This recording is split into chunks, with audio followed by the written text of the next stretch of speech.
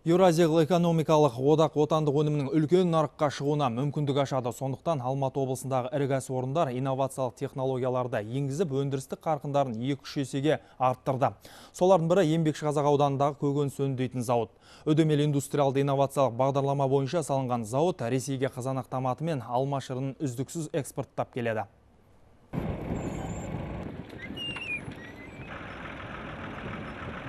Биыл 400 гектар жерге қызанақ егілді. Жас өскіндердің бәрі итальяндық. Сондықтан сол елдің технологиясы қолданылады. Ал егістік тамшылатып суарылады. Қызанақтың тез бой көтеру үшін ерекше әдіс жасалған.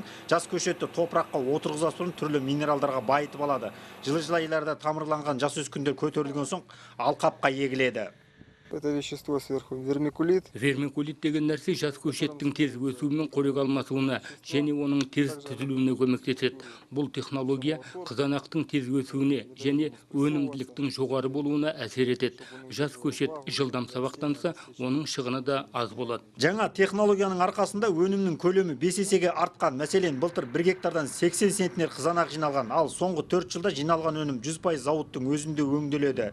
Кәсіпорынның тәулігіне 1000 тонна көкөністің көп түрін өңдейтін қуаты бар. Өнімнің тең жартысы Ресейге экспортталады. Енді экономикалық интеграциялық елдерге де алма шырыны мен тек қызанақ томатын емес, басқа да өңделген көкөніс сусындарын жіберуге дайын. В рамках таможенного союза. Бүгінде бізге кедендік одақ елдерінің нарығына шығуға оңай. Қазақстаннан тауарлар тасымалдаудың барлық жолы ашылды. Сондықтан біз қазір Ресей мен Беларусьқа жөнелтетін өнімдеріміздің түрі мен көлемін көбейтіп жатырмыз.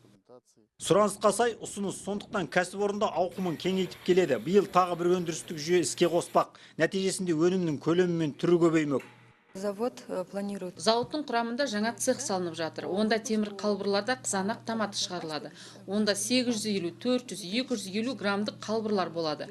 Оны қосқан кезде Италиядан мамандар келмек. Жалпы Еңбекшіқазақ ауданында 4 ірі кәсіпорын бар. Өнімдерін ішкі нарықта ғана емес, интеграция бойынша шетке шығарудың пайдасы зор екенін түсінді.